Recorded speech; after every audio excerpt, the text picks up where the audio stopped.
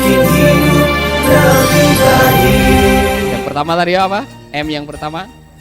Yang kedua, mengucapkan terima kasih. Yang ketiga, saya sudah sampaikan tadi, ya? Oh, belum. Yang ketiga, ini yang penting sekali. Mengampuni. Manusia yang kau nikahi itu tidak sempurna, pasti punya kekurangan, punya kelemahan, dablek kadang-kadang, iya kan? Iya kan? Jadi begini, Bapak Ibu, ide nikah itu adalah idenya Tuhan. Aturan pernikahan itu sempurna, ditulis di dalam kitabnya Tuhan. Janji nikah yang saudara ucapkan juga sempurna, tapi bibir orang yang mengucapkan janji nikah tidak sempurna. Maka jangan pernah menuntut kesempurnaan. Tidak ada pernikahan yang sempurna, tapi banyak pernikahan yang bahagia, walaupun tidak sempurna. Satu-satunya pernikahan yang bahagia selama-lamanya itu hanya satu, pernikahannya Cinderella. Happily ever after. Hanya pernikahan di negeri dongeng. Makanya saudara-saudara, kalau menemukan kelemahan kekurangan, milikilah hati pengampunan. Pengampunan akan membereskan Anda. Saya berani jamin orang yang Anda nikahi pasti akan melukai saudara. Tak peduli sudah kenal Tuhan, sudah baca firman Tuhan katam 10 kali atau sudah menjadi pendeta atau siapapun juga, yang namanya manusia masih bisa mengucapkan kata-kata yang melukai pasangannya. Mau apa? Gigi ganti gigi? Mata ganti mata? Sakit ganti menyakiti, tidak akan menyelesaikan.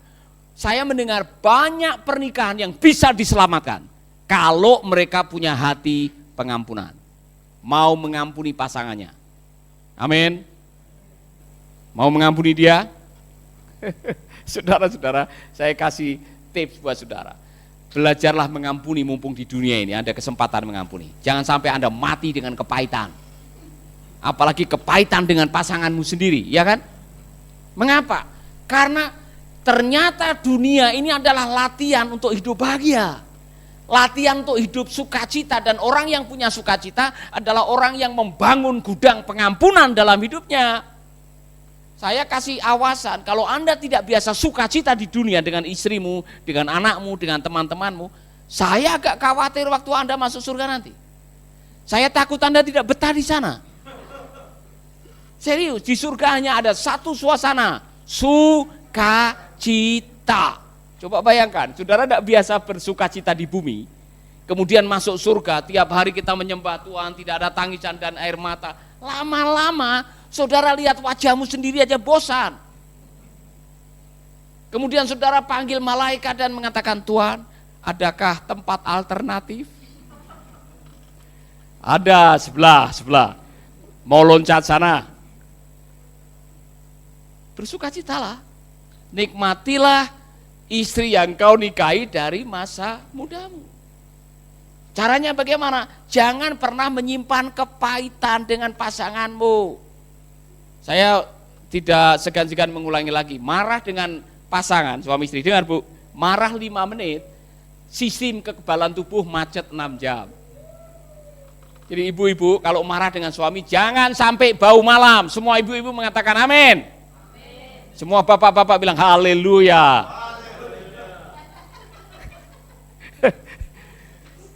Dengar baik-baik. Marah 5 menit, sistem kekebalan tubuh macet 6 jam. Saya baru tahu kenapa Tuhan Yesus mengatakan kalau marah jangan sampai bau malam.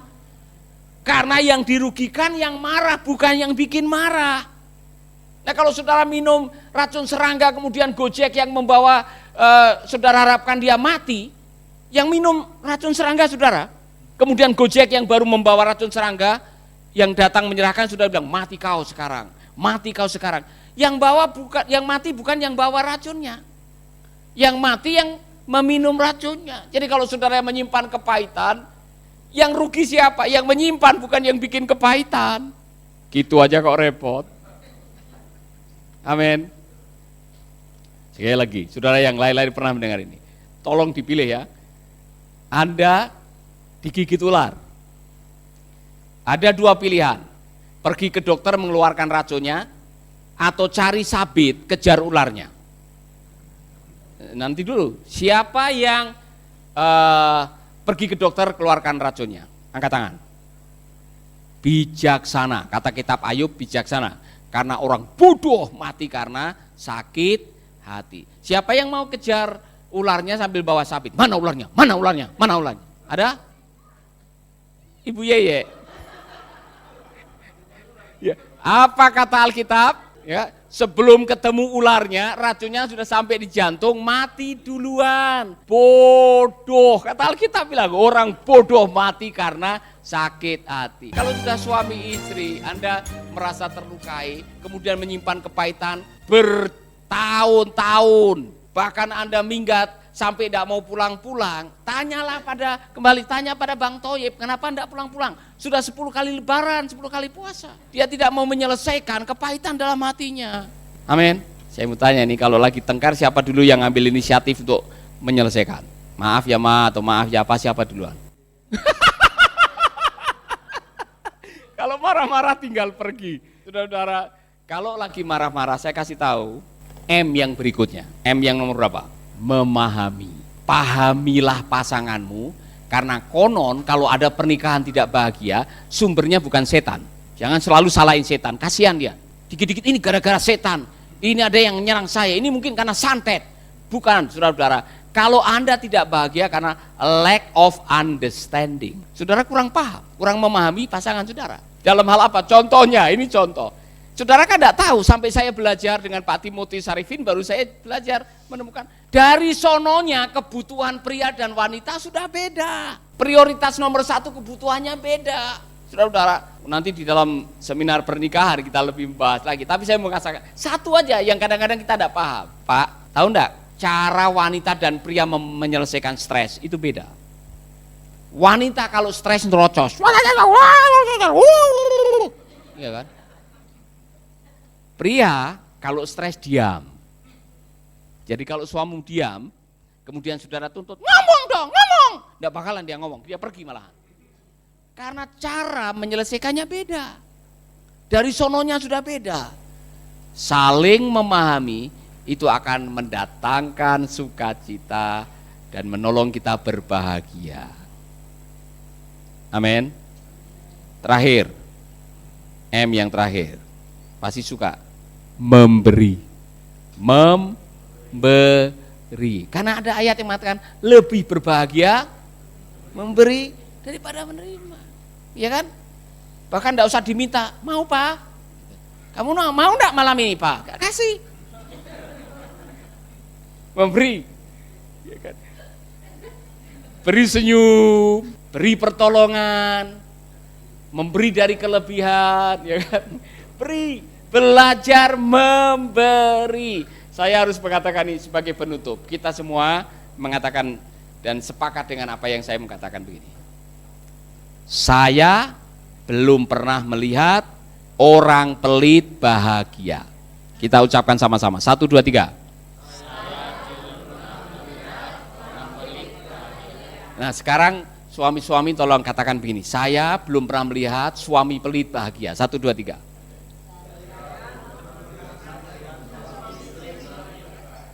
Sekarang istri, saya belum pernah melihat istri pelit bahagia. 1, 2, 3. Istri-istri kok enggak berani ngomong bagaimana? Saya belum pernah melihat istri pelit bahagia. 1, 2, 3. Istri-istri, belajarlah tidak pelit dengan suamimu. Kalau minta 1 kasih 2, kalau minta 2 kasih 3. Amin. Kadang-kadang kalau dia tidak minta kasih saja.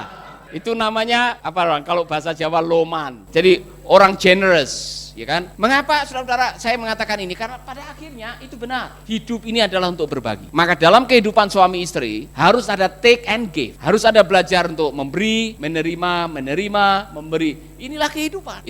Itulah sebabnya Tuhan menciptakan manusia ini ada input, ada outputnya. Ada pintu masuk, ada pintu keluarnya. Kalau tiap hari kita hanya memasukkan, masuk, tidak dikeluarkan, mati saudara-saudara. Kalau kita diberkati, harus belajar memberi. Dalam kehidupan suami istri, kalau masing-masing mau memberkati, memberi dan sebagainya, kita pasti akan diberkati. Amin Pak. Haleluya. Sahabat, Anda baru saja mendengarkan program Making Life Better. Hubungi kami di 0811 3901 144 atau 0811 3901 140. Mari dukung pelayanan Making Life Better melalui rekening BCA 66 900 30525. Sekali lagi, 66 900 30525. Atas nama Paulus Wiratno. Terima kasih, Tuhan Yesus memberkati. Making life better, bikin hidup lebih baik.